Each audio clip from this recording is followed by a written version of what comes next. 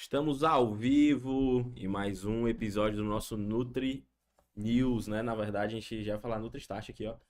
Nossa livezinha de segunda-feira tá rendendo bastante, né? Segunda-feira de manhã. Mas hoje a gente tá aqui em mais uma aula na nossa quarta sagrada. Hoje a gente vai falar sobre um tema que, na minha opinião, é um tema que é necessário. Não tem como a gente trabalhar com corredores, com atletas de endurance, sem entender sobre suplementação, não é mesmo, gente? Afinal de contas, esses são os maiores consumidores de suplementos que se tem notícia aí quando a gente fala de pacientes que vão até o nosso consultório, não é verdade? Então, boa noite, pessoal. Boa noite. Como é que estão as coisas aí com vocês? O áudio tá tranquilo aí, tá dando pra me escutar? Tá tudo certinho? Como é que foi a quarta-feira de vocês? Tudo na paz, tudo tranquilo? Hoje eu vou trazer muitos ensaios clínicos, então a gente vai falar sobre estudos, vou trazer posicionamentos, vou trazer artigos de revisões, vou trazer meta-análises, vou trazer a opinião de vários grandes pesquisadores aqui da área da nutrição esportiva em relação a esse tema que divide tantas opiniões. Existe, na verdade, é bem sensível. Opa, Rodolfão, vamos que vamos, hein? Maria Magda, boa noite. Esse tema é bem sensível, gente, porque existe muito conflito de interesse, né? Existe toda uma indústria aí por trás da suplementação. Então, assim, a gente tem que ter muita ética na hora de prescrever suplemento. Porque, assim, eu vou falar uma coisa pra vocês, ó. Facilmente eu poderia montar uma aula aqui com vários argumentos para vocês prescreverem aí dezenas de suplementos. Mas a minha ideia aqui, o que eu. Vamos, Daiane, bom dia, boa noite. Tranquilo o áudio, né? Show de bola. O meu papel aqui eu quero que vocês entendam muito bem, para que a gente possa separar as coisas, tá? Ó, o meu papel aqui é garimpar.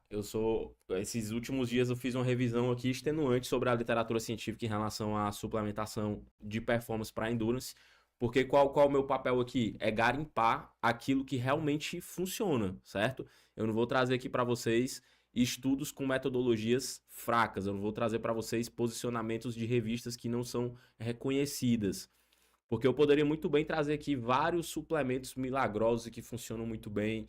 E aí vocês iriam prescrever coisas que não funcionam na rotina. Tá cheio de gente fazendo isso por aí na internet, nutricionistas, convencendo outros nutricionistas de passar vários fitoterápicos e tal, e tal, e tal, e tal, com promessas milagrosas. E no fundo a gente sabe que existe toda uma indústria por trás disso, né, gente? Esse não é o meu papel aqui. Na verdade, o meu papel é entender a metodologia, garimpar o que funciona mais, utilizar na minha prática clínica e aí passar o filé mignon para vocês do que realmente funciona, beleza? Então, quando a gente vai analisar os suplementos que a gente vai prescrever, a gente tem que ter muito essa noção, a gente tem que ter muito essa ética, porque senão a gente acaba vendendo algo para o paciente que não vai ter um bom custo-benefício, na verdade? Mas hoje a gente vai trabalhar com o que funciona aqui, com o que realmente tem embasamento científico, beleza? Porque eu tenho certeza, gente, vocês querem prescrever o que funciona, é ou não é? Respondam aí pra mim. Vocês querem prescrever o que funciona, né? Bora, Nelson. O Nelson aí sabe como é que é. Ele é um cara que a gente já tá aí na caminhada há bastante tempo, né, Nelson? E eu sei que você é um cara que gosta de nutrição baseada em evidências. Então, é isso que eu vou trazer aqui hoje pra vocês. Nutrição baseada em evidências, beleza? Podemos começar então, podemos iniciar a nossa aula. Primeiro ponto que eu quero falar pra vocês, ó. Durante o exercício físico, quando a gente. Pode colocar aí no slide, Guilherme. Quando a gente vai iniciar um exercício físico, quando a gente atende um paciente que é atleta, ou até mesmo um atleta amador, ou um atleta profissional, quando a gente atende um paciente que pratica um exercício físico, a gente tem que ter a consciência de uma coisa: o exercício físico que ele está praticando equipa o corpo com modificações fisiológicas que vão trazer benefícios para aquele organismo, para aquele metabolismo, né? Para aquela estrutura corporal, para aquela fisiologia. Então, o exercício físico ele equipa o organismo com modificações que são benéficas para aquele exercício específico. Por exemplo, o exercício de força, ele aumenta a síntese de proteína no músculo, proteínas estruturais, então o músculo, as fibras ficam maiores, você tem um aparecimento de novos núcleos, você tem uma hipertrofia miofibrilar, você tem aí o aparato contrátil, ele fica mais eficiente, você consegue levantar mais cargos, os filamentos de actina e miosina, são adaptações metabólicas que acontecem no treino de força, no treino de musculação, por exemplo. Já nos corredores, que é o atleta que a gente vai focar aqui hoje, existe outro tipo de adaptação. O que a gente, isso que a gente chama são as adaptações do treino, as adaptações fisiológicas do exercício. Qual é a adaptação que existe num corredor, num maratonista, num triatleta, num ciclista? A principal é a biogênese mitocondrial. Se você me acompanha aqui, o áudio está um pouquinho baixo, Davi. Opa, Bruno, vamos botar aqui mais para pertinho, então. Se você me acompanha aqui, então você... Dá para aumentar um pouquinho, Guilherme? Se você me acompanha aqui, você sabe que eu falo muito sobre isso. Quando a gente vai trabalhar com corredor, a gente tem que pensar na biogênese mitocondrial. O que é a biogênese mitocondrial? É o nosso organismo, os núcleos das nossas células, produzindo mais mitocôndrias e aumentando a síntese de proteínas mitocondriais. Então, biogênese mitocondrial é quando a gente ganha novas mitocôndrias e as mitocôndrias que a gente ganha ficam mais densas. Além disso, outra adaptação que acontece também no treino de endurance é um aumento dos capilares. Por exemplo, o músculo do atleta de endurance ele tem mais capilares ali, então chega mais oxigênio, chega mais fluxo sanguíneo. Você tem adaptações a nível de sistema respiratório. Então, basicamente, você vai melhorar o metabolismo daquele atleta. Quanto mais o teu atleta evolui no treino, quanto mais ele consegue evoluir no exercício físico, maior é o nível de adaptações que ele tem no seu organismo, certo? Por exemplo, você pegar um corredor maratonista de ponta, o cara que consegue correr uma maratona de 42 quilômetros em menos de 2 horas de duração, né? Isso é uma média de 22 quilômetros por hora. Um corredor de ponta, aqueles quenianos lá, ou então os top 5 ali maratonistas. Se você pegar um cara daquele e avaliar o músculo dele a nível microscópico, ele vai ter dezenas de milhares a mais de mitocôndrias do que um músculo de um sedentário, por exemplo. Então, quanto mais treinado é o teu atleta, maior vai ser o nível de adaptações que ele vai ter, beleza? Isso aí ficou claro, gente? E aí, qual é o raciocínio por trás da suplementação? Quando a gente vai escolher um suplemento para um atleta de corrida. Qual o raciocínio por trás? Esse suplemento, ele tem que aumentar o estímulo do exercício. Como é que um suplemento aumenta o estímulo do exercício? Por exemplo, se eu consigo usar um suplemento e eu vou conseguir aumentar o ritmo mais rápido na corrida porque eu estou usando aquele suplemento, aumentar o ritmo mais rápido vai me dar mais mitocôndrias no músculo. Consequentemente, eu estou usando um suplemento que vai aumentar o estímulo do exercício e, com certeza, se ele aumenta o estímulo do exercício, ele vai aumentar a sinalização, a expressão gênica e consequentemente, a biogênese mitocondrial, por exemplo, as adaptações do treino, né? Então, o suplemento alimentar, ele pode melhorar a performance no treino. Melhorando a performance no treino vai gerar sinalização, que vai gerar expressão gênica, que vai gerar, por exemplo, a biogênese mitocondrial, né? As adaptações do treino. E aquele atleta vai evoluir. Ou então o suplemento ele pode ir direto, ele pode aumentar a expressão gênica, por exemplo. Ele pode aumentar a sinalização. Aumentar a sinalização vai aumentar a expressão gênica e vai aumentar as adaptações de treino. Por exemplo, tem alguns suplementos aqui que podem atuar diretamente no núcleo, aumentando a biogênese mitocondrial, gerando um sinal para aumentar a biogênese mitocondrial. Tem suplementos que podem fazer isso de forma direta e de forma indireta. A gente vai conversar sobre isso. Então, basicamente, um suplemento alimentar ele vai aumentar o estímulo do treino, porque ele vai melhorar a performance naquele treino. O atleta vai ter mais explosão, ou ele vai conseguir ter uma troca gasosa melhor, ou ele vai conseguir ter um melhor sistema tamponante. E aí, consequentemente, ele vai evoluir mais rápido naquele treino, vai gerar uma sinalização maior e, consequentemente, uma adaptação melhor. Ou então, o suplemento ele pode agir direto na sinalização. Ele pode sinalizar para o núcleo daquele atleta produzir mitocôndrias e aí, consequentemente, é também um efeito ergogênico aí da suplementação, beleza? Essa é a linha de raciocínio por trás na hora de prescrever algum suplemento para melhora de performance, tá? Agora vamos começar falando dos agentes tamponantes, tá? Olha só, gente, existem dois tipos de metabolismo, basicamente, né? Você tem um metabolismo aeróbico e você tem um metabolismo anaeróbico. Mas antes de começar a falar isso, ó, quem tá aqui agora vale a pena, hoje vai valer a pena, hein? Tem aulas que a gente nem divulga isso porque realmente não vai ter resumo. A aula de hoje tem resumo. Até o final da aula eu vou falar sobre doses, eu vou falar sobre marcas de suplementos, eu vou falar quais são os suplementos que eu prescrevo. A gente tá só aqui na introdução. Então posta aqui, marca Davi Trompieri Nutri, que você vai ganhar um resumão com todas as informações aqui dessa aula. É só postar lá no teu Instagram, marcar Davi Trompieri Nutri, que você vai ganhar o resumo dessa aula, beleza? Então olha só, gente, o glicogênio, quando você começa a fazer exercício físico, a realizar ali você começa a se mexer ali, você começa a correr, vai acontecer um processo chamado de glicólise ou glicogenólise, que é justamente a quebra do glicogênio ou a quebra da glicose para você gerar o quê? O ATP, não é verdade? Além disso, você também tem a utilização do ATP. Esse ATP que ele vai doar um fosfato para contração muscular e vai virar ADP mais H+. Tanto no processo de glicólise, que é a quebra da glicose para gerar ATP, como no processo de clivagem do ATP mesmo, quando você vai usar o ATP como fonte de energia, quando você vai usar o fosfato do ATP como fonte de energia, há um aumento de íons de H+. Então, o que é que esse slide aqui significa? Ó, íons de H+ são ácidos. Então, quando você começa a gerar energia dentro do teu músculo, a acidez no músculo vai aumentando, beleza? Essa acidez, ela vai aumentando. Melhorou aí o áudio, Bruna? Essa acidez vai aumentando. E aí o que é que acontece? Ó, conforme essa acidez for aumentando, o nosso músculo, a nível intramuscular, a gente tem um sistema tamponante, que é um sistema responsável por controlar essa acidez.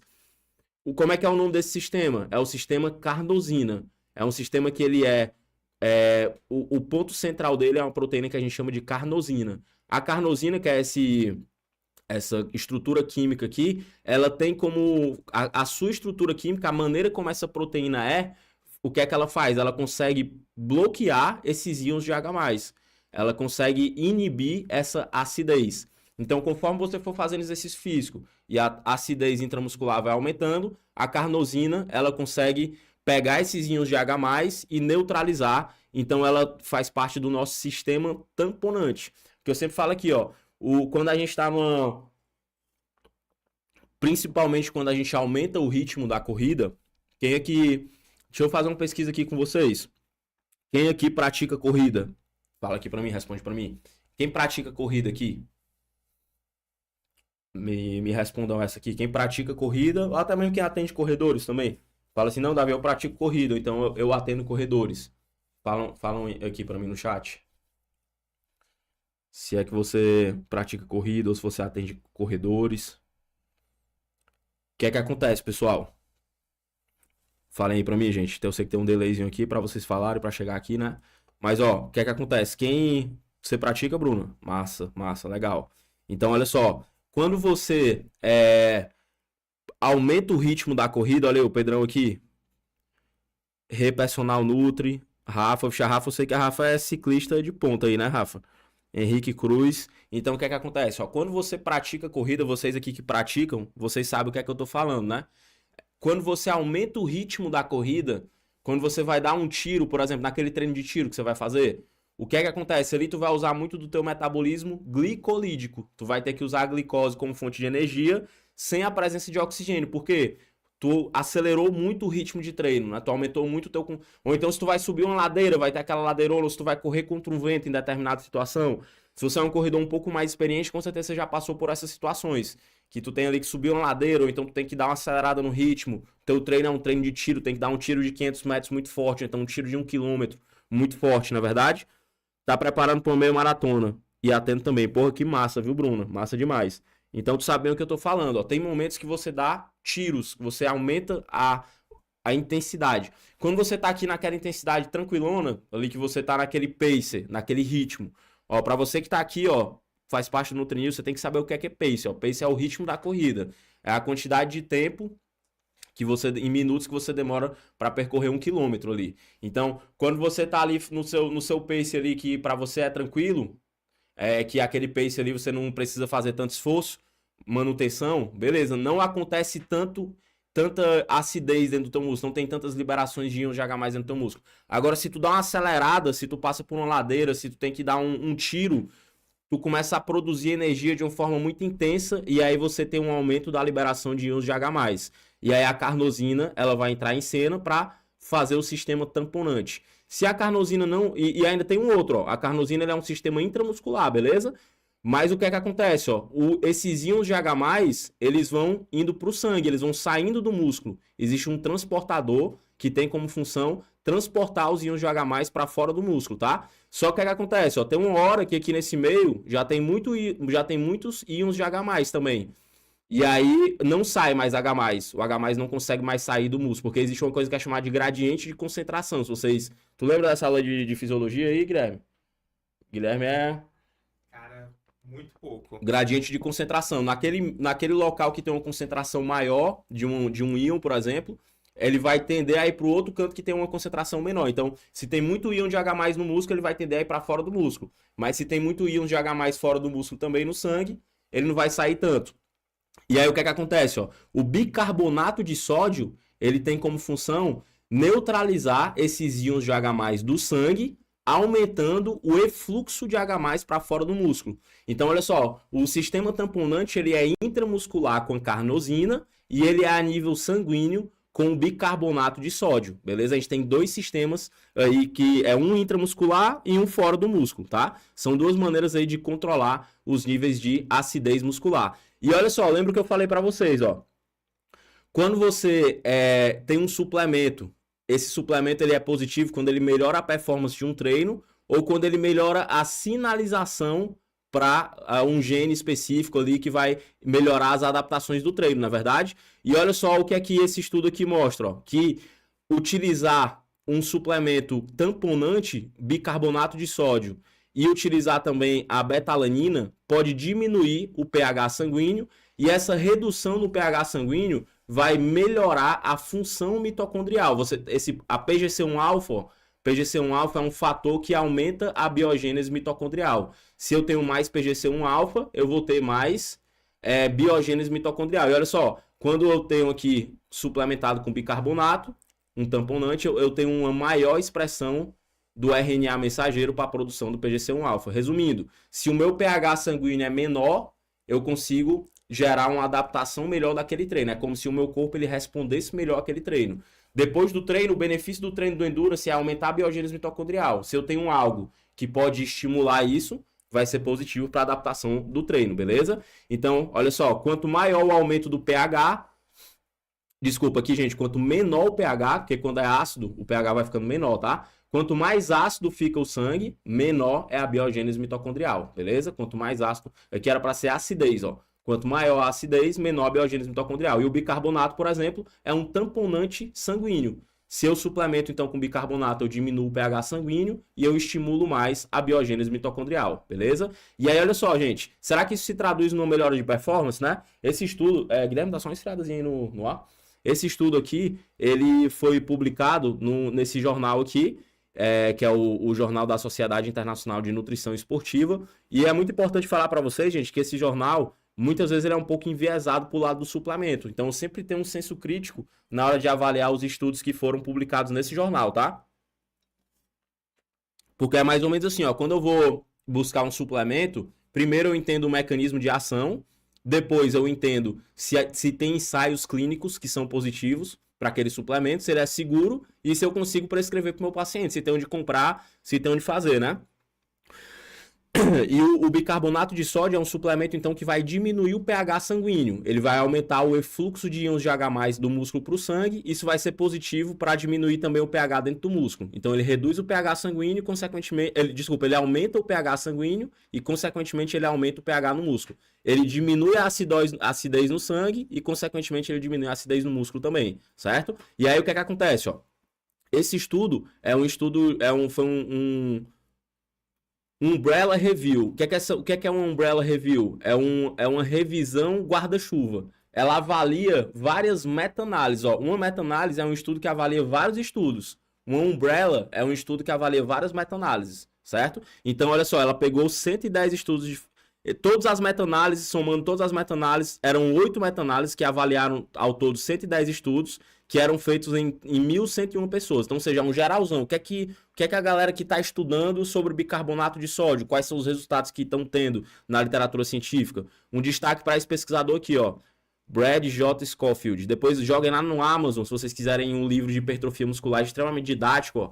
Podem jogar lá na Amazon o nome desse cara aqui, ó, que vocês vão ter um livro lá, Hipertrofia Muscular. Excelente o livro desse cara, altamente didático, muito bom para você ter em casa.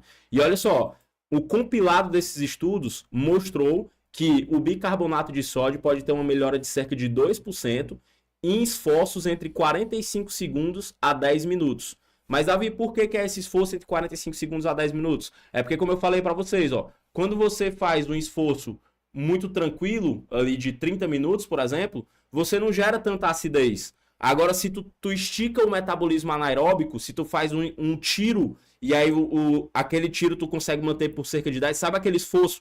Quem corre aqui sabe o que eu tô falando, ó. Sabe aquele pace que tu não consegue manter por mais de 10 minutos? É um pace muito forte. Pronto, o bicarbonato de sódio ele vai te ajudar nesse ritmo de corrida. Se tu tiver num pace mais leve, ele não vai ajudar tanto. Por quê? Porque tu não gera tanta acidez. E olha só, Davi, mais 2% de melhora de performance é relevante? Para suplemento, é. Porque isso aqui é uma coisa que você está tomando e está melhorando a tua performance em 2%. Para um suplemento é relevante. Não queiram acreditar que você vai tomar um suplemento e você vai mudar completamente o jogo, tá? Mas 2% pode ser a diferença de um cara que chega em primeiro lugar e um cara que chega em segundo lugar. Então, para um atleta ali de alto nível, vai fazer total diferença. E para o nosso corredor do dia a dia, com certeza também faz. Quem aqui corre também sabe que pequenos detalhes fazem toda a diferença na hora da corrida. Então, o bicarbonato de sódio é um suplemento aí que gera essa melhora de cerca de 2%. Davi, tu costuma prescrever bicarbonato de sódio? Não é um suplemento que eu costumo prescrever com frequência, tá? Eu prescrevi poucas vezes na minha vida. Por quê? Porque ele tem um efeito colateral que muitas vezes impede a prescrição, que é o desconforto gastrointestinal, principalmente o refluxo. Então você tem que ter muito cuidado na hora de suplementar o bicarbonato de sódio, tá? Ó, de zero você consegue encontrar ele facilmente em farmácias, tá? E o protocolo de suplementação é barato, um suplemento super barato, de 0,2 a 0,4 gramas para cada quilo de peso, 60 a 150 minutos antes do exercício. Um protocolo alternativo de suplementação é fracionar a dose entre 3 e 100, em 3 doses, certo? Entre 180 minutos e 30 minutos antes do exercício. Então, o cara toma ali uma dose 180 minutos antes, outra dose 120 minutos antes, outra dose 1 hora antes, por exemplo. Ou então toma uma dose 120 minutos antes, 1 hora antes e meia hora antes. Aí você fraciona essa dose porque você tem menos riscos desse efeito colateral, porque é um efeito colateral muito proeminente. Davi, se tu não prescreve tanto ele, por que tu trouxe ele aqui? Porque é um dos suplementos mais falados aqui, tá? Inclusive, ele foi um suplemento citado, um dos 4 únicos suplementos citados no Comitê Internacional Olímpico, tá? Que é um consenso aqui, que eventualmente eles fazem um consenso, e esse daqui é para saber quais suplementos que realmente funcionaram para melhora de performance, e um dos suplementos citados era o bicarbonato de sódio, com esse protocolo aqui de suplementação, beleza? Agora vamos falar da betalanina. A betalanina é um suplemento tamponante que aumenta a formação de carnosina, beleza? Então, olha só, quando você suplementa carnosina, o objetivo dessa suplementação, quando você suplementa betalanina, o objetivo dessa suplementação é aumentar as concentrações de carnosina no músculo, tá?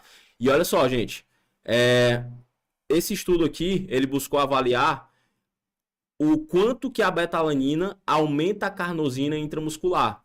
E foi um estudo bem interessante porque ele demorou bastante tempo, ó. Foram 24 semanas aqui de estudo, certo? De suplementação com betalanina. E aí, olha só, a dose de betalanina era 6,4 gramas por dia, ou placebo, certo? Aí, olha aqui, 2 comprimidos de 0,8 gramas, 4 vezes por dia, a cada 3, 4 horas. Aqui um protocolo de suplementação de betalanina.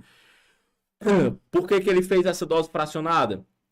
Porque a betalanina ela tem um efeito colateral também, que é a parestesia. Se você já tomou a betalanina, você sabe o que eu tô falando. É aquela coceirinha e tal, muita gente tem mal-estar com a betalanina. Então, o fracionar a dose ajuda a diminuir esse efeito colateral, beleza?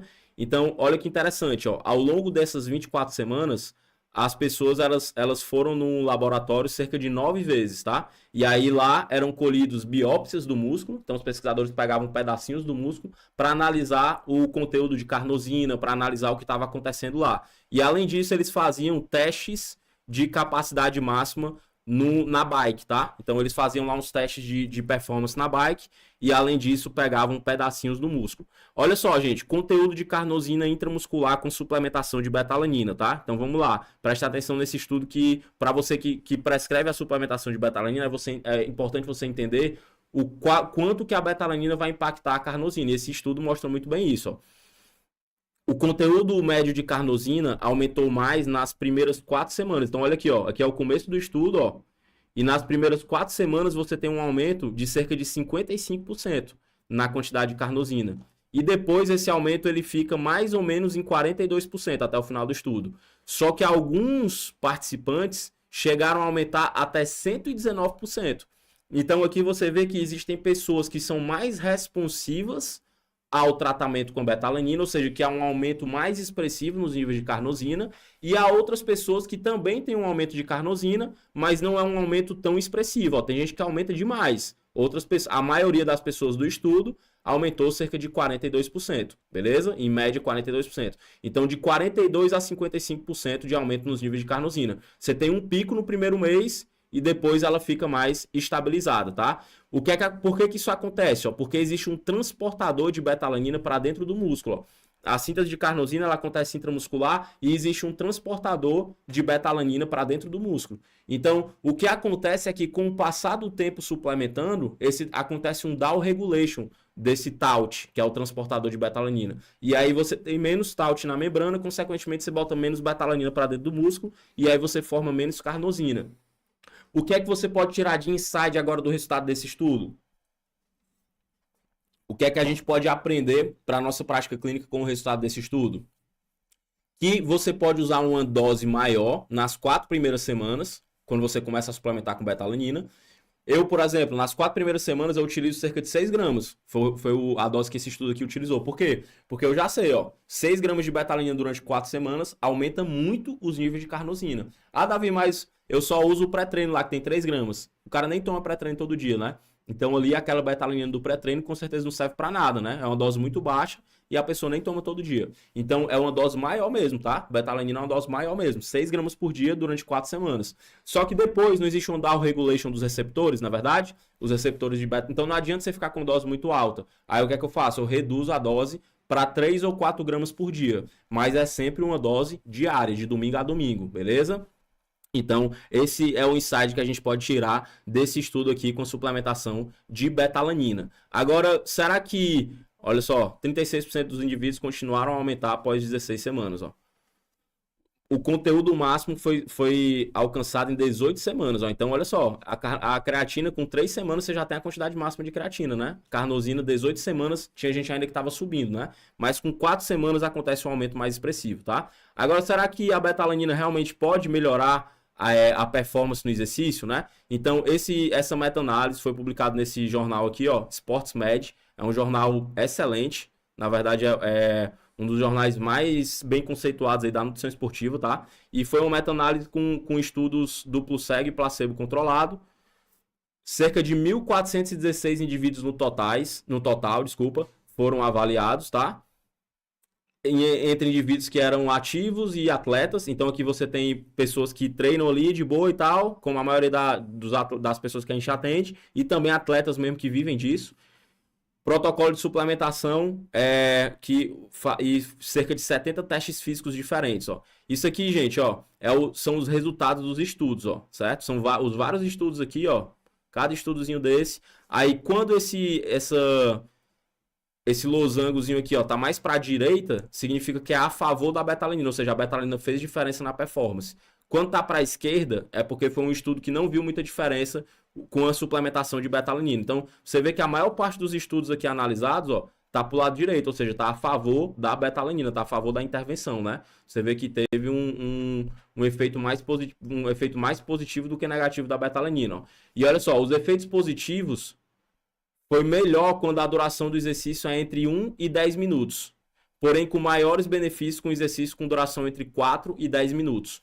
Ou seja, a mesma história do bicarbonato de sódio, tá? Olha só, quando você faz um esforço muito curto, por exemplo, eu tô ali, às vezes eu tô treinando corrida também, e o cara falou para eu fazer uns tiros de 2 minutos, tá? 2 minutos, eu não sinto que a minha musculatura não queima tanto assim. 2 minutos é mais explosão, né? Então, ou seja, você não tá prolongando o tiro. Agora, quando tem tiro que é de 500 metros, que é de 1 km, por exemplo, ali você tá prolongando o tiro. Então, tu fica num esforço elevado durante muitos minutos. Então, isso sim aumenta a acidez muscular. O que aumenta a acidez muscular, o quê? É tu fazer um esforço forte, contínuo. Não tão forte ao ponto de durar só 1 minuto, tipo uma série de musculação de 1 minuto, mas forte ao ponto de tu aguentar 4, 5 minutos já tá morrendo, 6 minutos tu já tá morrendo. Então, vocês entenderam como é que é? Quando você prolonga o esforço anaeróbico. É aí que a betalanina e o bicarbonato de sódio funcionam mais. Então, a betalanina tem como função aumentar a carnosina intramuscular e o bicarbonato de sódio tem como função aumentar o pH sanguíneo, diminuir a acidez no sangue e, consequentemente, aumentar o efluxo de íons de H+ de dentro do músculo para o sangue, melhorando também o tamponamento intramuscular, tá?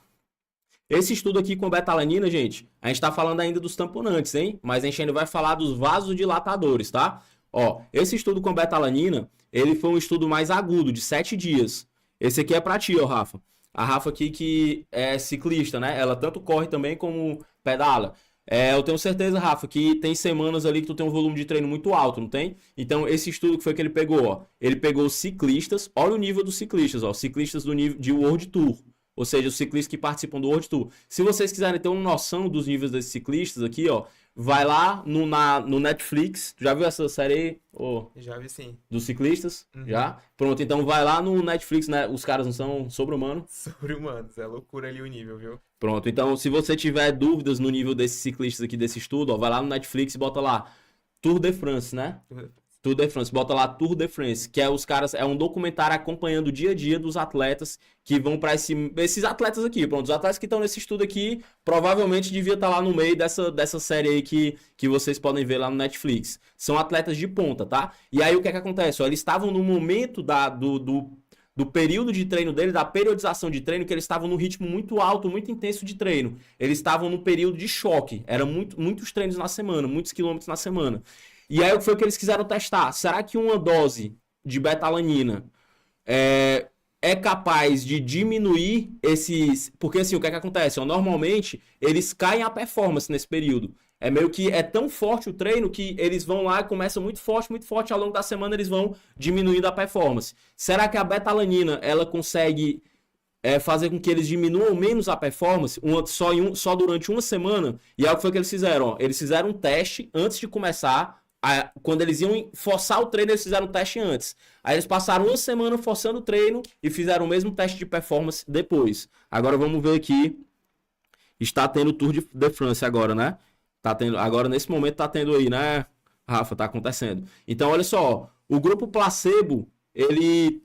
Olha, aqui é esse manpower aqui, gente, é a força que os caras botam na pedalada, porque é uma bike que ele consegue medir ali a força da pedalada, beleza? Aí ele consegue tirar uma força média, é o tanto de potência na pedalada. Aí olha só, o grupo placebo reduziu pra caramba, ó. Eles fizeram o teste, passaram por uma semana de treino muito louco e aí fizeram o teste novo. Olha só como reduziu, ó. 391 para 367 watts. O grupo betalanina fez o quê? Foi aumentar, ó. O grupo betalanina foi aumentar. Foi de 377 para 390 watts. Distância que eles conseguiram percorrer: 7.379 metros. 7 quilômetros. Era um teste de contra-relógio, tá? E aí o outro, eles tinham um tempo lá de 10 minutos para poder fazer o máximo de distância possível. E aí o outro, ó, 7 quilômetros, 211. Então, o grupo placebo reduziu a distância percorrida. Já o grupo betalanina aumentou um pouco a distância percorrida. Então, o que foi que eles notaram com betalanina? Eles não consideraram que isso foi uma melhora de performance, porque foi muito pouco a diferença.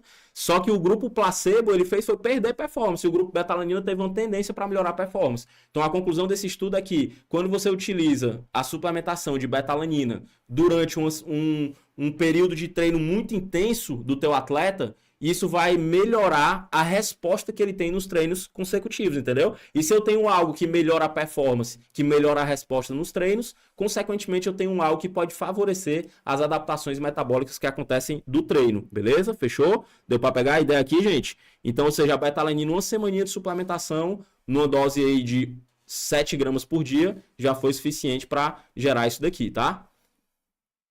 Então, resumindo aqui, ó, eficaz dentro de 1 a 10 minutos, principalmente em 4 a 10 minutos, tá? Um efeito maior, um efeito também em treinados, mas em destreinados, só que quem é destreinado, quem é iniciante, consegue sentir melhor os efeitos da betalanina ainda. E os vegetarianos também se beneficiam mais, porque a gente ainda consegue comer betalanina através de proteínas animais. Então, quem é vegetariano se beneficia mais com suplementação. E aí, olha só, aquela dosezinha de ataque de 4 semanas e depois a gente mantém uma dosezinha mais baixa ali, tá? Agora, olha só, gente, no final eu vou dar uma resumidinha aqui nas doses para vocês e no tempo que a gente usa para suplementar, tá? Olha só, gente, aqui é o efeito sinérgico, tá? Esse estudo avaliou o efeito sinérgico da suplementação de betalanina com o bicarbonato de sódio, tá? E olha só, quando você bota isso aqui em corredores, beleza? Isso aqui, ó, Time Trial Performance. Eles tinham ali 4 quilômetros para percorrer no menor tempo possível. Então, ou seja, é uma prova quase que de tiro, né? O cara tem que dar um tirão ali de 4 quilômetros. 4 quilômetros no menor tempo possível. A suplementação de beta-alanina já melhorou, certo?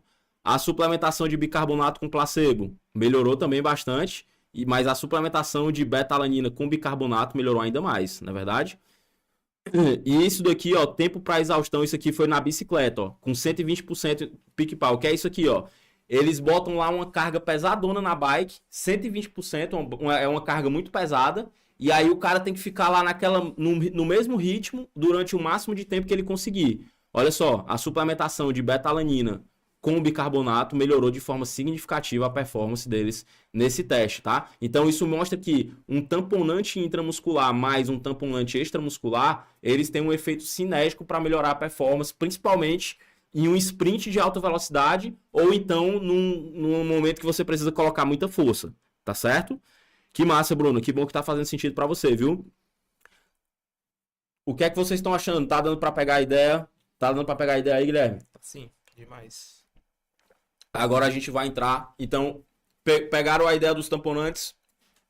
Tamponante extramuscular, bicarbonato de sódio. Barato pra caramba. Você encontra aí facilmente até mesmo em farmácia.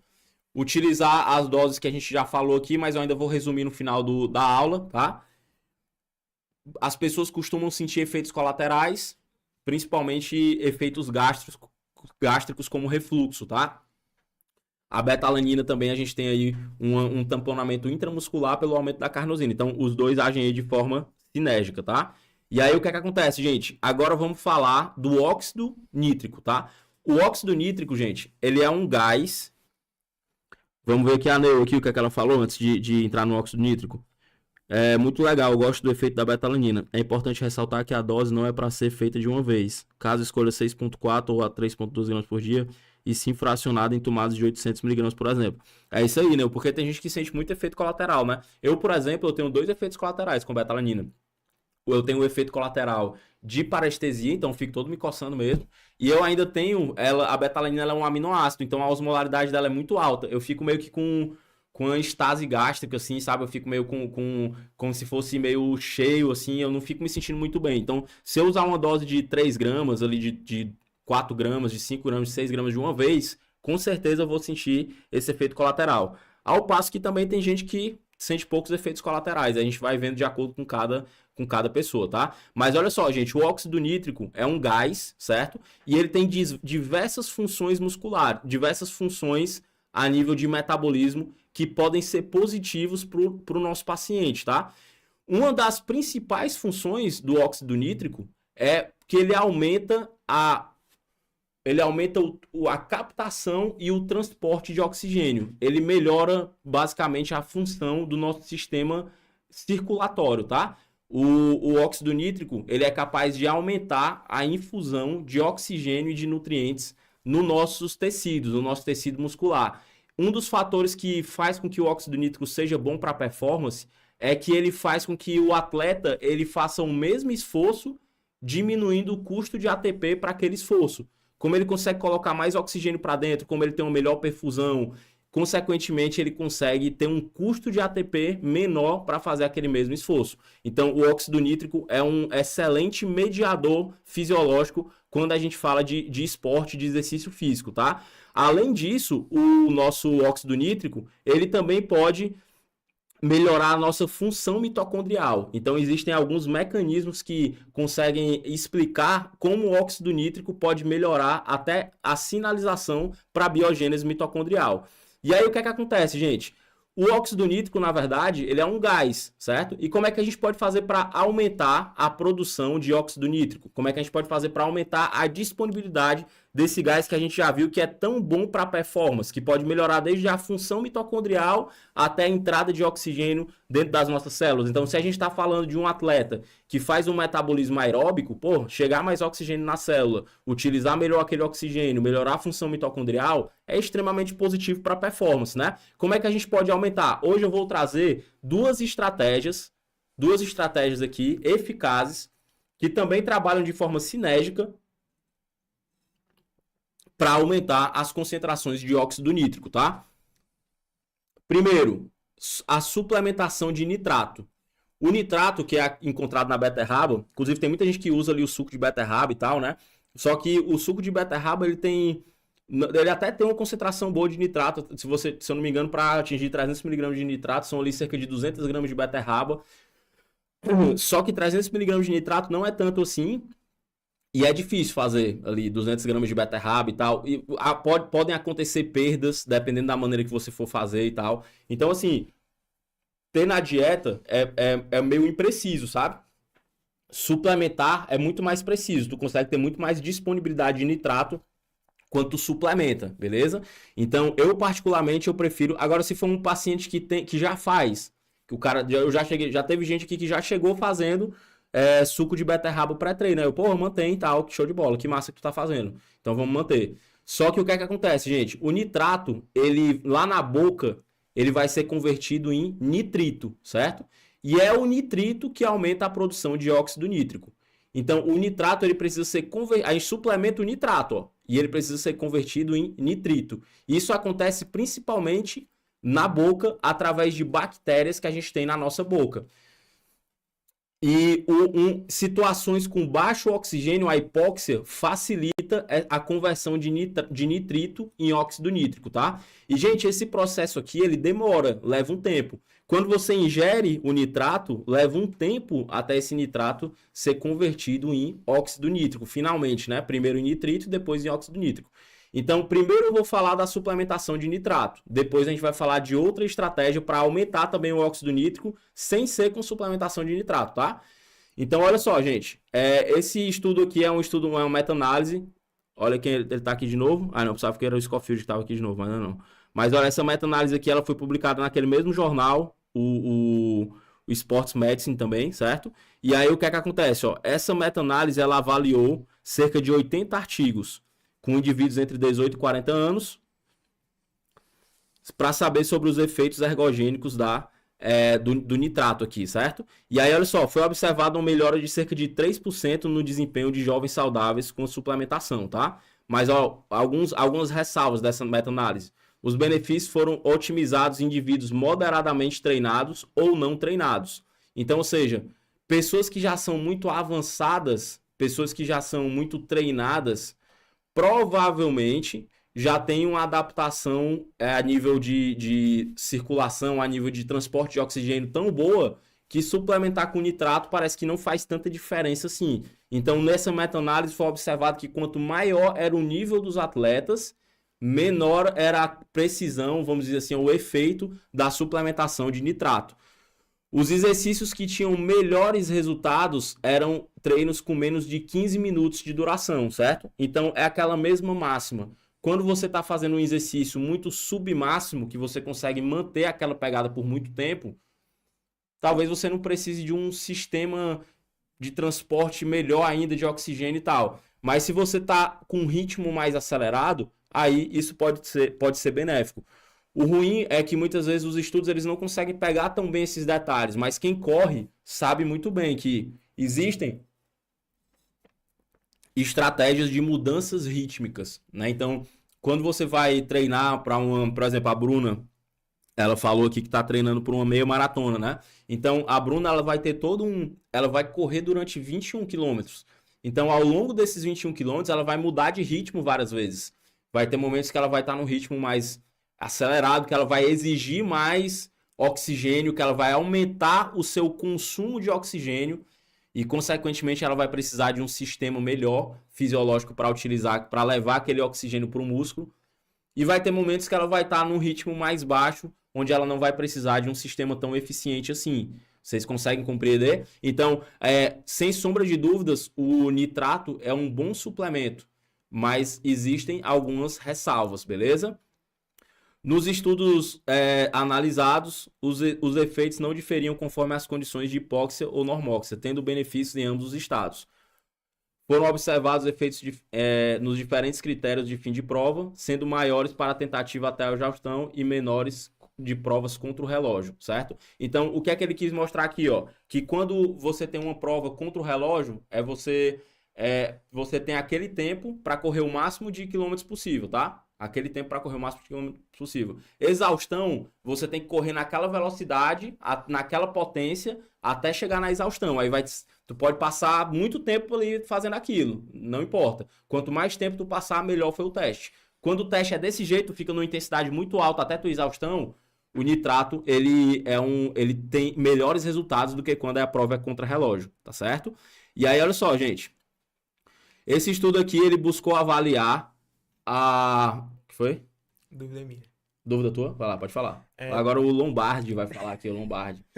Responde aí pra mim, gente. Quem aqui sabe quem é o Lombardi? Que o Guilherme não sabia quem era o Lombardi, ó. Vocês sabem quem é o Lombardi? Já ouviram falar dele ou é eu que tô ficando velho demais mesmo aqui? Eu nunca tinha ouvido falar o nome desse cara. Mas diz aí, qual é a tua dúvida, Guilherme? Tu comentou que pro nitrato fazer efeito, a gente precisa suplementar ele, precisa dar um tempinho pra ele fazer o efeito dele, né? Mas trazendo mais pra prática, um paciente que acorda tipo 5 da manhã pra fazer uma corrida ali na beira-mar, por exemplo, como é que ele toma antes esse suplemento? Ele acorda durante a noite, toma antes de dormir, como é que seria? Nesse caso, Guilherme, é um paciente que ele não vai ter tantos benefícios com suplementação, entendeu? Então isso é até uma dúvida muito bacana, porque a maioria dos corredores treinam de manhãzinha cedo, né? Sendo que vocês vão ver aqui que, deixa eu ver se é nesse...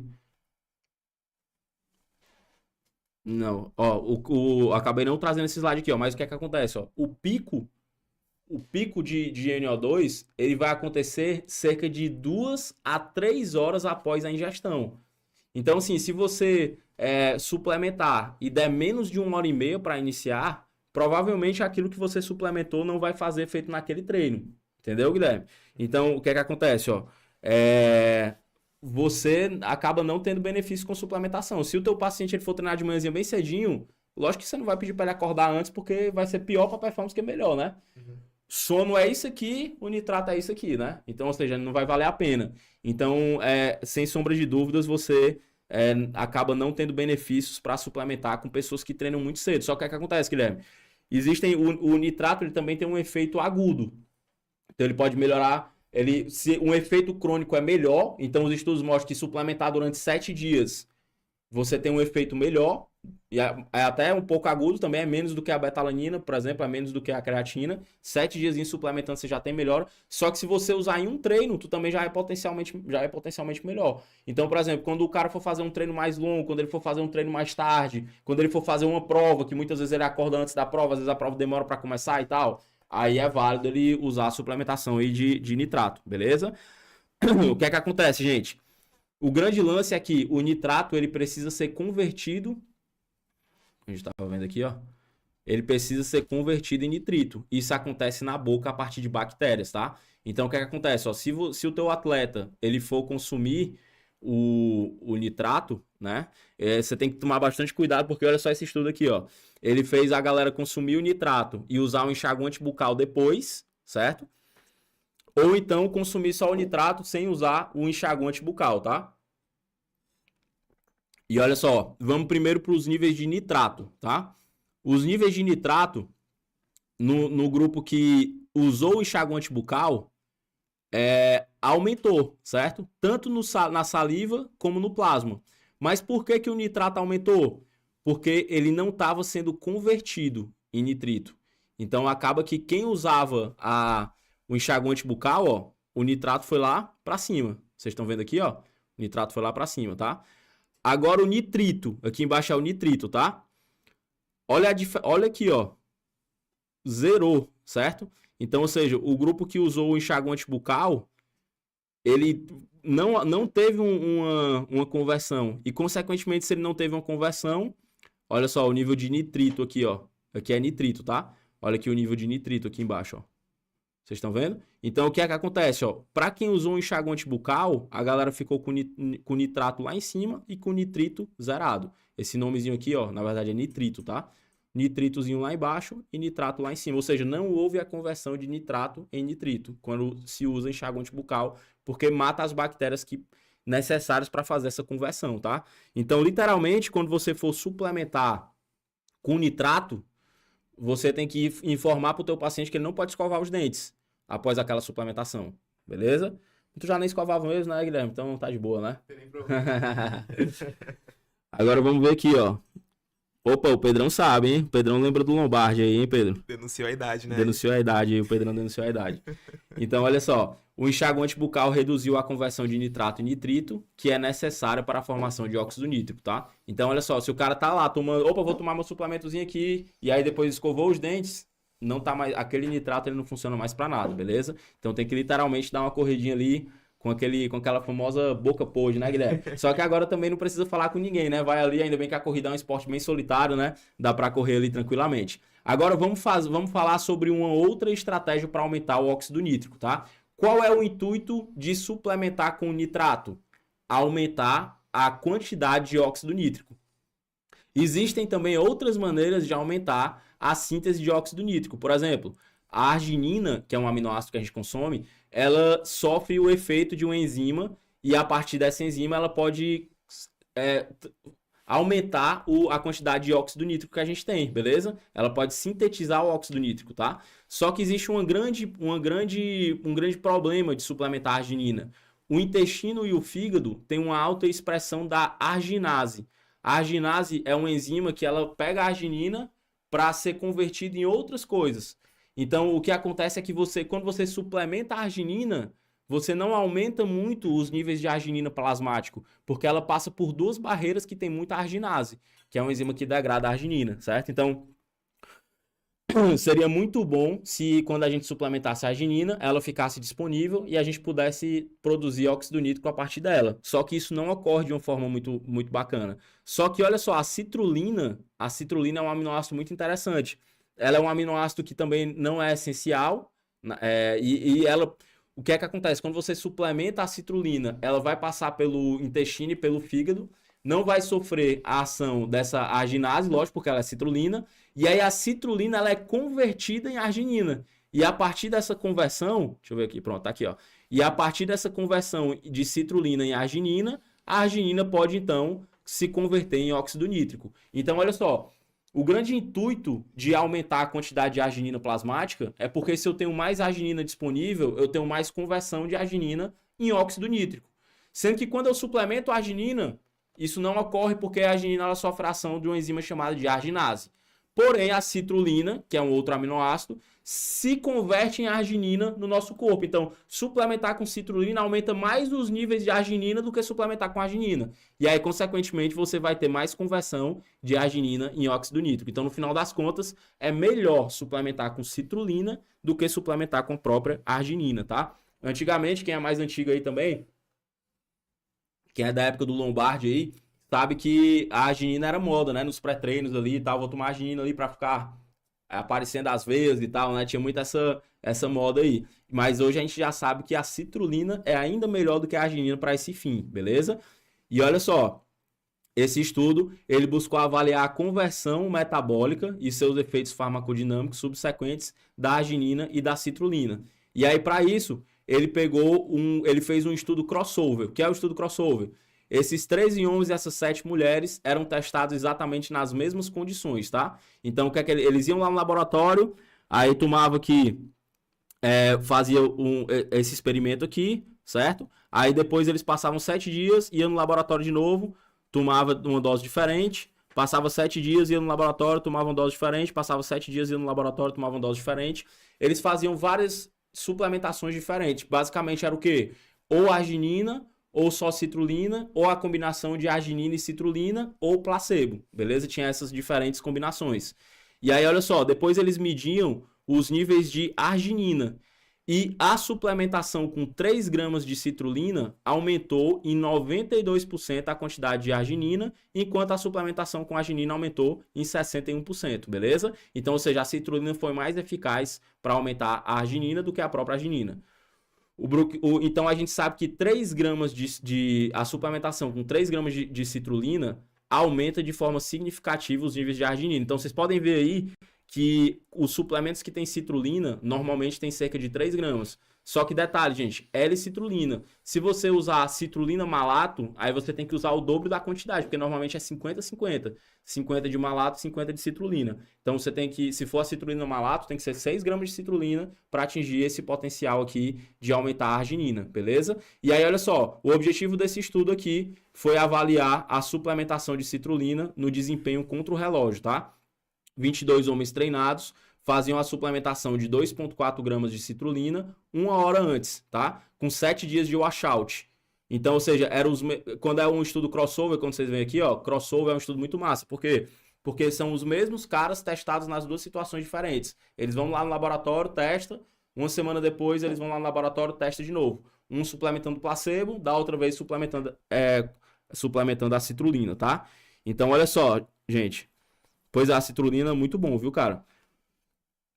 A suplementação com citrulina teve um tempo de 9 segundos melhor contra o relógio, tá? Então, o que acontece? Ó, os caras iam lá e eles faziam um teste contra o relógio de 4 km. Então, eles tinham que percorrer 4 km no menor tempo possível. Eles foram lá e fizeram essa prova. Uma semana depois, eles tomaram a arginina, foram lá e fizeram a mesma prova. Foi o que aconteceu. 9 segundos mais rápido. Por Davi, 9 segundos, cara, 9 segundos é um tempo relevante no Endurance. E é uma suplementação, né? Citrulina. Então, ou seja, você tomou uma coisinha ali, melhorou o tempo em 9 segundos, beleza? E aqui foi a suplementação de arginina junto com citrulina, tá? Isso daqui foi em atletas de futebol, certo? E eles fizeram, foi um desenho crossover também, ou seja, os mesmos 24 jogadores foram testados nas duas situações. E além de ter uma melhora de potência, então eles faziam lá uma prova de potência na bike, então a suplementação de citrulina mais arginina melhorou a potência, eles também tiveram melhor percepção de esforço. Então eles faziam questionários, tinham escalas lá. Tem uma águazinha aí, Guilherme? Tinha umas escalas lá de percepção de fadiga, e eles se saíram melhor, ou seja, eles estavam se sentindo menos cansados e eles também tiveram uma potência maior, tá? Então, olha só, a gente falou citrulina, deixa eu falar aqui para vocês, ó. A gente falou aqui algumas estratégias diferentes para aumentar o nível de óxido nítrico, não foi isso? A gente falou também sobre tamponantes. Então, olha só as combinações que a gente vai tendo aqui já, ó. Betalanina, bicarbonato, citrulina, nitrato. São possibilidades que a gente vai tendo aqui para trabalhar com os nossos atletas de endurance, tá? No final, vamos revisar aqui tudo isso que a gente está conversando, tá? Nas doses certinhas e tal. E se você tá aqui agora, bate uma foto, posta nos stories, marca Davi Trompieri Nutri que você vai receber um resumão dessa aula, tá? Olha só, a dose mínima eficaz parece ser 3 gramas de L-citrulina ou 6 gramas de citrulina malato.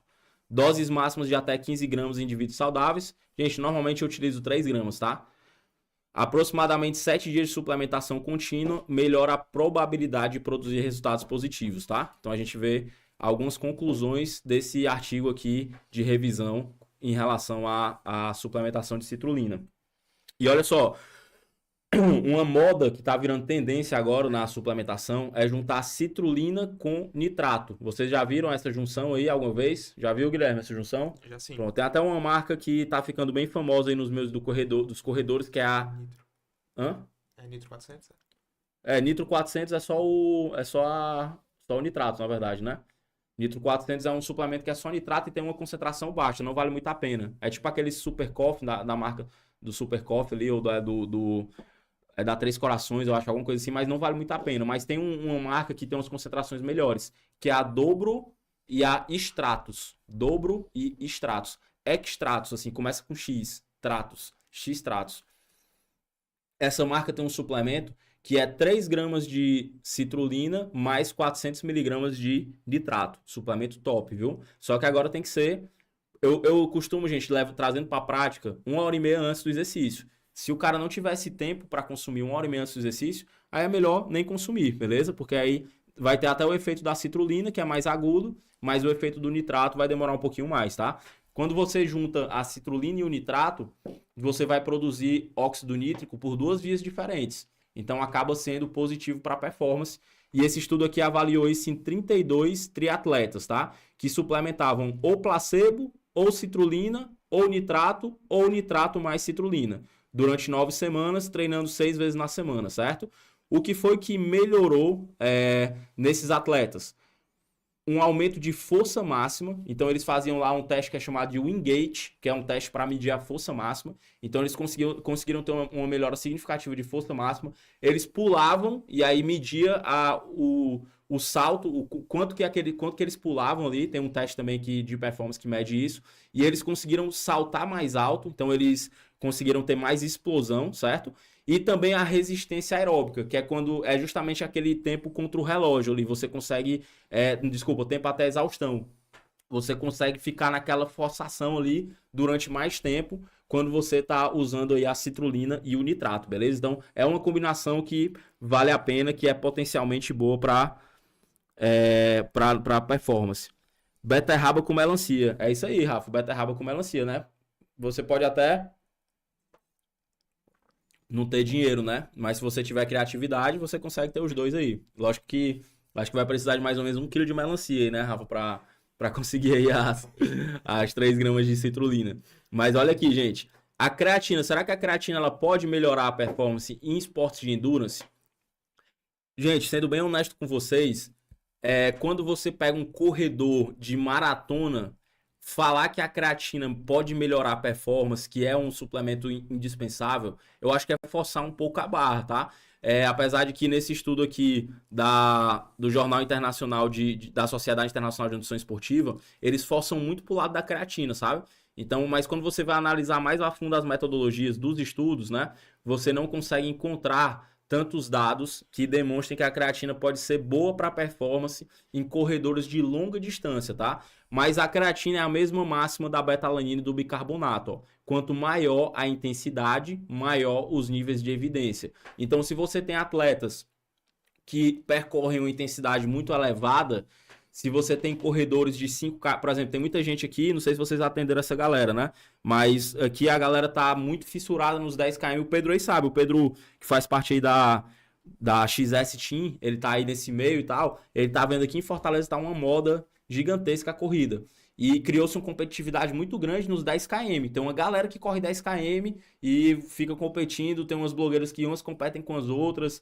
E rola uma competição assim muito acirrada nos 10 km de mulher e também no de homem e tal. E 10 km é pesadão, assim, tem muito tiro, entendeu? Principalmente nos quilômetros finais rola muito tiro. Então é realmente rápido ali. A galera faz 10 km, quem é top mesmo, faz 10 km até em menos de 40 minutos. É um tempo sobre-humano, mas a galera tem gente que faz em menos de 40 minutos. Então tem muito tiro. Nessa condição, pode ser que a creatina possa ajudar naquele tiro final ali. A creatina ela serve para levar fosfato para a contração do músculo. Então, quando você vai dar um tiro de explosão, a creatina ela pode ajudar. Mas é quando o esforço é muito curto. Por isso que quanto mais longa a corrida, menos importância a creatina tem. Beleza? E aí, olha só, cafeína. Cafeína, gente, sem sombra de dúvidas, é um dos suplementos que tem mais efeitos ergogênicos na performance de corrida, tá? A cafeína, para vocês terem uma ideia, é quase que uma unanimidade entre os corredores. Quase todo corredor usa cafeína, seja pré-exercício ou seja intra-exercício, através dos géis, né? Contém muito gelzinho, até o gel, a formulação do gel de carboidrato para usar intra-treino, tem muitos com cafeína e isso realmente melhora a performance. A cafeína pode melhorar a performance por duas vias diferentes. Primeiro, ela melhora a excitabilidade contrátil, então ela melhora a liberação de cálcio dentro do retículo, dentro do nosso músculo e, consequentemente, ela pode melhorar a contração muscular a partir daí. E a cafeína ela também se liga nos receptores de adenosina. Então, olha só, quando você está lá fazendo a sua corrida, você está produzindo ATP e você está quebrando o ATP, o ATP, que é o adenosina trifosfato, vira o ADP, que vira o AMP, que vira a adenosina. Essa adenosina sai do músculo e vai lá pro cérebro. E aí lá no cérebro ela informa pro cérebro, ei, tá rolando muita geração de energia lá no músculo. Quanto mais ATP tu consumir, ou seja, quanto mais esforço tu fizer, mais adenosina vai chegar no cérebro e essa adenosina ela se liga nos neurônios e produz uma sensação de fadiga, de cansaço. Tu começa a, caramba, eu tô muito cansado aqui, tô cansado pra caramba. Tu começa a pensar o quanto que tu tá cansado, tu começa a perceber a tua fadiga. A adenosina ela tem essa função de sinalizar o cérebro para que ele possa perceber a fadiga e você parar de correr. E a gente sabe que na corrida isso é muito forte. A mente ela cansa muito antes do corpo. E quando você tem uma estratégia para reduzir a sinalização da adenosina, você vai melhorar a percepção de fadiga. E a cafeína faz isso muito bem. Então a cafeína ela é um antagonista dos receptores de adenosina. Ela se liga lá nos receptores de adenosina e a adenosina não consegue sinalizar para o cérebro que você está cansado e você fica mais resistente à fadiga, beleza? Olha só, gente. Nesse estudo aqui, ele utilizou doses altas, ó, cerca de 5 a 6 miligramas por quilo de peso. Mas você tem que entender que existe um gene que é chamado de CYP, que ele é o gene responsável por metabolizar a cafeína. Tem pessoas que são muito sensíveis à cafeína e elas tomam uma dosezinha ali, já fica taquicárdica, já fica passando mal, já fica ansioso. Esse tipo de pessoa tem que usar uma dose muito menor. Tem pessoas que metabolizam a cafeína de forma muito rápida e elas não sentem muito os efeitos da cafeína. Tem pessoas que tomam café com muita frequência, nas doses muito altas, são mais resistentes. Essas pessoas você vai usar uma dose maior, beleza? Então, a dose da cafeína, ela deve ser ajustada de acordo com o perfil de paciente que você for atender, certo?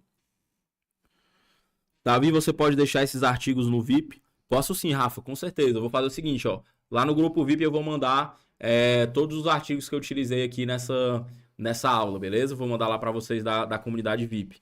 Ó, galera, a Rafa faz parte da comunidade VIP, tá? Nessa comunidade a gente tem um grupo que os alunos podem falar, que eles podem tirar dúvidas. Todas as aulas que eu já dei até hoje, a gente tá na nossa 24ª, Guilherme? 24ª. Opa, estamos quase em 25% ainda do processo. Eu falei que ia ser 100 aulas, 100 semanas seguidas. E a gente tá na 25ª aula. 24ª, na verdade. 24ª aula. Todas as aulas que eu dei até hoje tá lá na comunidade VIP. Fora outros cursos completos que já tem lá também. Então, na primeira semaninha de agosto aí a gente vai abrir as inscrições. Então, fica ligado que essa oportunidade, eu nem sei quando é que vai acontecer de novo, beleza? Vai ser a segunda turma aí da comunidade VIP Nutri News. Agora vamos pro Rodolfão aqui. A creatina é eficiente no metabolismo anaeróbico alático. Então seria um pouco eficiente quando predomina o metabolismo. Exatamente, Rodolfo. É exatamente isso, cara. O que é que acontece, gente? A suplementação de cafeína, ó, teve um potencial de melhora de 2,2% de performance, tá? Isso realmente é significativo quando a gente fala principalmente de endurance, tá? Quando você 2% a menos numa maratona, é o tempo de tu chegar lá e tu ficar ali, tomar uma água de coco e o segundo lugar chegar, entendeu? Então, é uma coisa que pode ser potencialmente positivo, tá? Lembra daquele estudo que eu falei para vocês, ó? Umbrella Review é uma revisão que avalia várias revisões, certo? Então, é uma revisão guarda-chuva aqui. 21 meta-análises com 149 jovens adultos, tá? E mostrou melhoras de desempenho na potência anaeróbica, resistência aeróbica, resistência muscular e força muscular. A cafeína, sem sombra de dúvidas, é um dos suplementos que não podem faltar na nossa lista para melhora de desempenho, tá? Olha aí, essa é a hora de bater foto, hein? Para quem não faz parte da comunidade VIP, que não vai poder ver essa aula de novo até entrar na comunidade, bate uma foto desse esqueminha aqui, ó. Uma das pessoas que fez esse esqueminha aqui, esse quadrozinho aqui, foi essa grande pesquisadora aqui, a Louise M. Burke. Então, se você assiste as minhas aulas aqui, você sabe que eu sou um grande fã aqui dessa mulher. Ela realmente mudou a minha trajetória clínica. E olha que eu nunca nem escutei a voz dela, viu? Só lendo os artigos dela. E aí, a Louise M. Burke, ela é a maior pesquisadora do mundo quando a gente fala de endurance, tá? E de vários outros esportes. Track and field... além de ser aquela marca de roupa, né? Track Field, que o Guilherme usa, né? Tu gosta, Guilherme? Demais. Aí... Então, a Track Field, ela significa o quê? Atletismo. Mas tem pra homem também por lá. Aí é atletismo. Então, o atletismo, ele tem várias modalidades diferentes. Tem 400 metros, tem 100 metros. Tem até uma série também muito massa que eu aconselho vocês que trabalham com nutrição esportiva a assistir no Netflix, que é o Sprint. Muito massa essa série, viu? Tô terminando ela agora. É uma série que mostra a rotina lá dos corredores de 100 metros, dos melhores corredores de 100 metros do mundo. Muito massa mesmo. Dá pra gente ver um pouquinho como é que é a realidade de atletas de ponta, tá? E aí também tem distâncias, corredores médios, tá? Distâncias médias, 800 metros, 1.500 metros. Olha só, galera, tem prova de 1.500 metros. Prova olímpica de 1.500 metros. Então, cara, quem completar 1.500 metros primeiro ganha. Essa prova aqui, ó, 100% anaeróbico. É tiro do começo ao fim. Aqui é a betalanina e o bicarbonato, olha aqui, ó. Betalanina e bicarbonato funcionando. A creatina, percebe, ó, 100 metros. A creatina é só quando é o tirão mesmo, entendeu? Quando vai ser o tirão. Se for o mais longo aqui, ó, já não bota tanto como que a creatina tem função. Ou que a Desculpa, que a creatina tem função, né? Por exemplo, meia maratona, race wall, que é aquela marcha olímpica, ó, 50 km, os caras fazem uma prova de 50 km de marcha olímpica. Os caras marchando durante 50 km.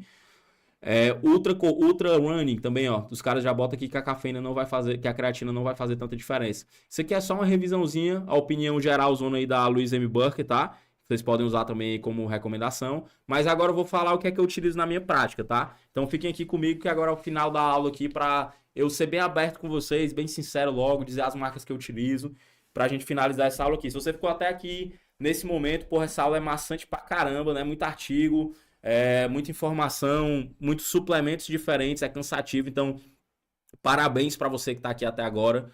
Você é sensacional, pode continuar nessa pegada aí que você vai evoluir muito. E continua nessa pegada nesse mês de julho e nesse mês de agosto. Escuta o que eu tô te dizendo, hein? São 2 meses excelentes para nutrição. 2 meses que tem 31 dias seguidos. Tanto julho como agosto tem 31 dias sem feriado. Então a gente tem muitos dias trabalhados. É muito bom para faturar esses 2 meses do ano. E são 2 meses excelentes aqui no sistema que a gente utiliza para controlar. Aqui na clínica a gente tem 5 nutricionistas e um profissional de educação física. E a gente trabalha há anos com o mesmo sistema. Então a gente consegue ver a sazonalidade do faturamento, que existe essa sazonalidade. Tem meses que você tem uma procura maior, tem meses que você tem uma procura menor. Julho e agosto são 2 meses muito bons. Então joga energia, estuda, responde seus pacientes direitinho, coloca aí metas para você estudar, conteúdo, para quando você estuda, quando você lê, quando você assiste uma aula, você melhora o teu linguajar, a maneira que você fala, isso aumenta a tua confiança durante a consulta, aumenta a confiança que o paciente tem em ti. Então é uma bola de neve que tu vai criando para faturar mais, para rodar mais, para gerar mais resultado. Parabéns para você que está aqui. Agora, sem mais delongas, né? Vamos agora falar sobre a maneira que eu utilizo aqui a suplementação, tá? Vamos lá, ó. 90 a 120 minutos antes. Citrulina com nitrato. Tô usando muito da Stratos, tá? Esse da Stratos eu tô usando muito. É caro, viu? Não é barato, não. Para vocês terem uma ideia aí, um saco que dura aí menos de um mês, se o cara usar todo dia, é aí por volta de R$ 250, mais ou menos, R$ 280. Então, assim, não é um suplemento barato, tá? Então, citrulina, tanto a citrulina como o nitrato não são suplementos muito baratos, não, tá? Vocês vão aí ver que os preços, se você for prescrever também na forma de manipulado, forma magistral, vocês vão ver também que não é muito barato, não, tá? 90 a 120 minutos antes, então se você tem uma pessoa que treina final de tarde ali à noite, pô, show de bola, faz 120 minutos antes. Se for de manhãzinha ali, não vai ter muito tempo, tenta pelo menos 90 minutos antes. Acordar, a primeira coisa que faz, toma, não escova os dentes, não passa enxaguante bucal, dá 1h30 e vão treinar, beleza? A Carla pesquisou aqui, muito caro. É carinho mesmo, viu, Carla? Não é barato, não. É uma suplementação cara essa daqui, tá? Agora o bicarbonato de sódio é de graça, tá? 60 a 180 minutos antes. 0,2 a 0,5 gramas para cada quilo de peso. Então você pode ir fracionando a dose, começa com uma dose menor. Se você for usar uma dose única, principalmente usa uma dose menor, tá? Cafeína, 3 a 6 miligramas também, ali 60 minutos, 30 minutos antes. A cafeína já é mais de boa, ela bate rápido, né? Você tomou ali 30 minutinhos, já tá batendo. Então, um suplemento que eu utilizo muito na prática, antes do treino matinal, cafeína, certo? É o que eu mais utilizo. Citrulina e nitrato quando tem a oportunidade, paciente que tem um poder aquisitivo melhor e que consegue ter um tempo melhor para tomar. Cafeína sempre, quem tem muito dinheiro, quem tem pouco dinheiro, quem tem tempo para treinar, quem não tem tempo para treinar, todo mundo se encaixa na cafeína. Então cafeína é 90% das vezes, beleza? E de uso diário, a gente tem aqui a betalanina, que a gente pode usar ali. Boa noite, Amanda. Vamos que vamos. A betalanina a gente tem ali uma dose diária de 3 a 6 gramas por dia, fracionar essa dose. Antigamente a betalanina tinha que ser gringa, mas há uns 3 anos atrás, mais ou menos, 4 anos atrás, foi liberado aqui a produção de betalanina no Brasil. Então hoje tem muitas marcas aí que você pode prescrever, tá? O que é que eu costumo falar? Quando você for prescrever um suplemento nacional, principalmente um betalanina, por exemplo, que não tem muito laudo, vocês viram aí, né? Laudo de creatina, um bocado de marca caindo. Então betalanina, toda marca fundo de quintal hoje tem betalanina, tá? Não prescrevam qualquer marca, prescrevam umas marcas maiores aí.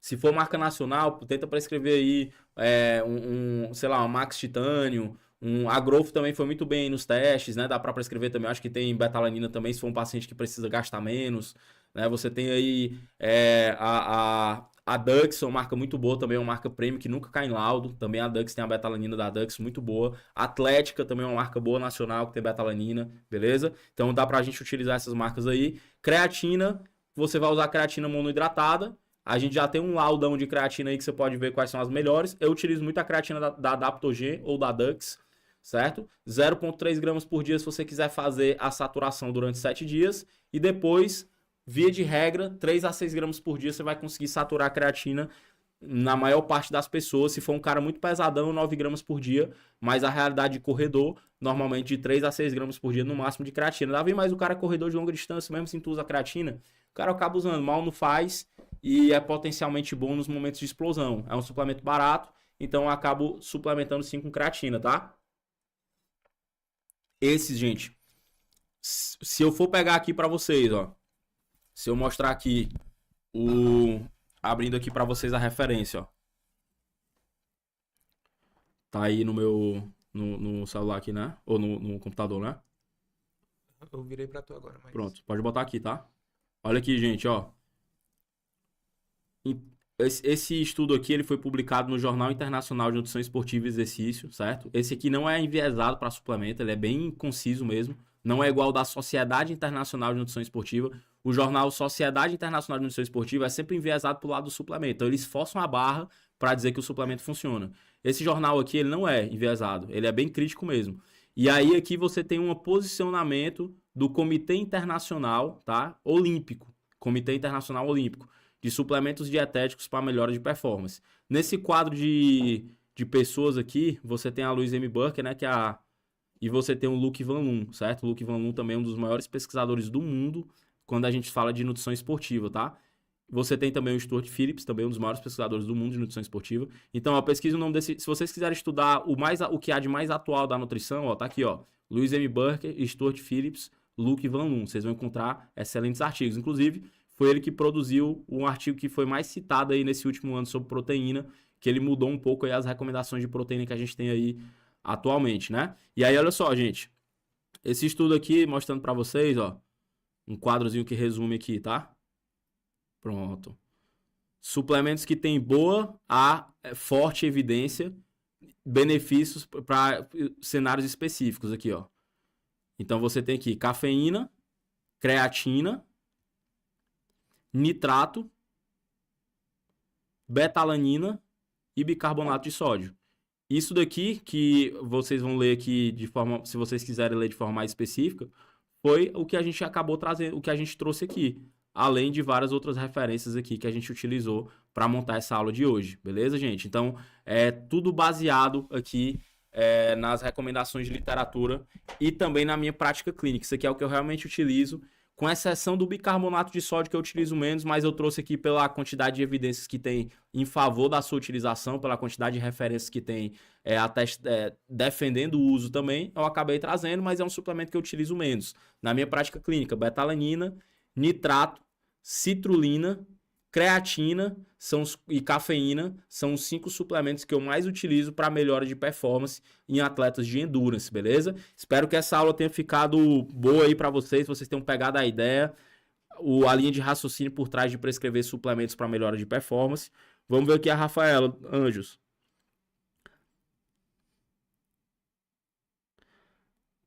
Rafaela, isso daí já é um pouco mais... A Rafaela está perguntando se a cafeína pode ser usada em atletas que vieram de quadros de infarto. Eu, particularmente, eu não passaria, porque a cafeína, ela aumenta a ação das catecolaminas. Ela diminui uma série de enzimas, que são as fosfodiesterases. As fosfodiesterases, elas inibem um AMP cíclico, que é um segundo mensageiro estimulado pelas catecolaminas. O que é que ele causa? Aumento da pressão arterial e dos batimentos cardíacos. Leve o aumento? Leve. Cafeína é leve, não vai ser um mega aumento. Mas com certeza no paciente infartado vale o excesso de cuidado, beleza? Então, eu preferia... Se você estava aqui nas últimas aulas aí sobre colesterol e saúde cardiovascular, a gente falou sobre o extrato do arroz vermelho. Para esse paciente eu preferia suplementar aí com extrato de arroz vermelho, que vai diminuir o risco dele reincidir no infarto aí em cerca de 60%, beleza? Extrato de arroz vermelho é um bom suplemento para ele. Agora vamos aqui para Magda. Davi, para iniciantes de corrida, a prática 5 da manhã, qual recomenda para melhorar o estímulo? Magda, com certeza aí eu recomendaria a cafeína. Acordar de manhã, ó, a primeira coisa que tu faz, toma logo uma cápsula de cafeína. Aí você vai ver o peso da pessoa, começa com 3 miligramas por quilo de peso, e aí você pode ir subindo. Cafeína que eu utilizo muito a cafeína da marca Almax, que é uma gringa. Nacional você tem Dux, tem o Rapid Fuse também, que é uma cafeína show de bola, bate bem pra caramba também. Então são alguns suplementos que eu utilizo aí de cafeína, ou então você pode manipular, tá certo? Pode fazer ela manipulada. E aí, 30 minutinhos antes ali, mais ou menos, acordou, tomou a cafeína. Antes de escovar os dentes, tu já toma logo a cafeína. E aí depois tu vai lá e vai fazer as tuas coisas, vai se ajeitar. É o tempo do cara chegar lá, se alongar, ela já vai tá no sangue ali, tá? Então a cafeína, sem sombra de dúvidas. Um outro suplemento que eu utilizaria também, betalanina. A betalanina não tem um efeito agudo, então tu pode usar em qualquer outro horário do dia, tranquilamente. Nitrato e citrulina eu teria mais a mão ali para usar.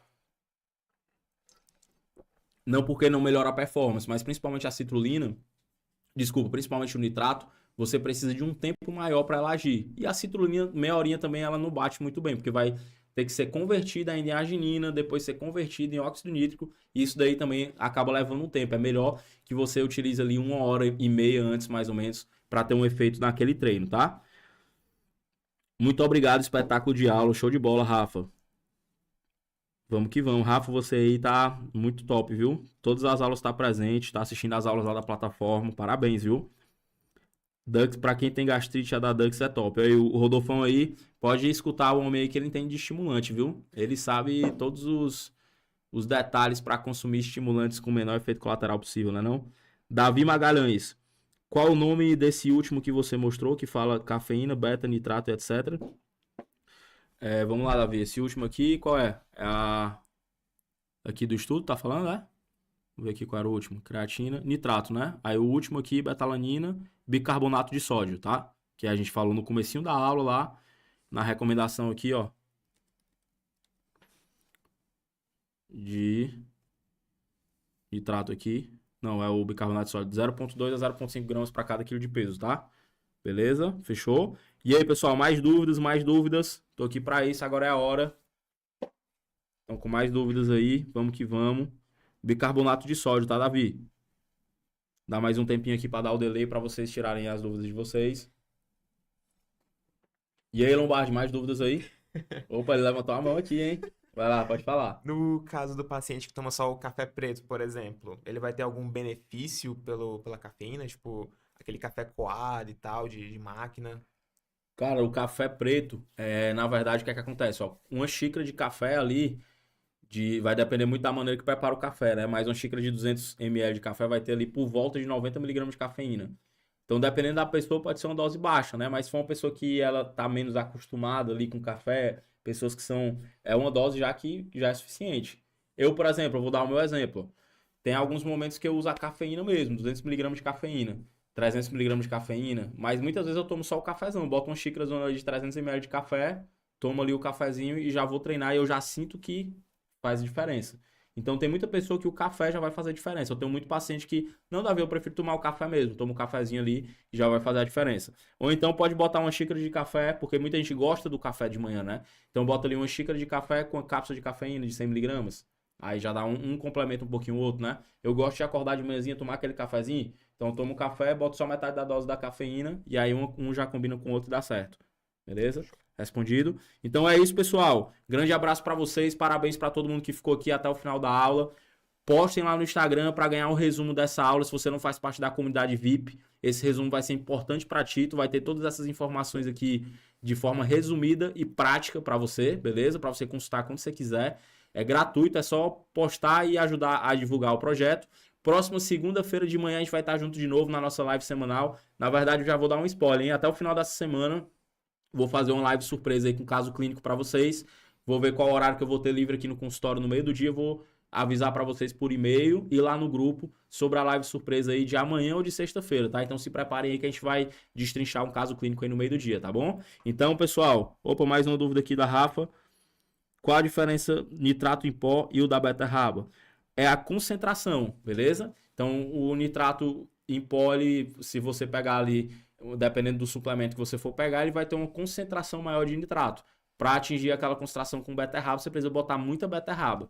E dependendo do que aconteceu com aquela beterraba, cozimento, o tempo de cozimento, a maneira que foi, tu pode perder um pouco, então fica mais imprecisa a quantidade de nitrato que tu tá botando para dentro. A diferença é essa, beleza? Bora, Pedrão, valeu, grande abraço, vamos que vamos e até a próxima quarta-feira. Um grande abraço para todo mundo, fiquem com Deus e um excelente restinho de semana.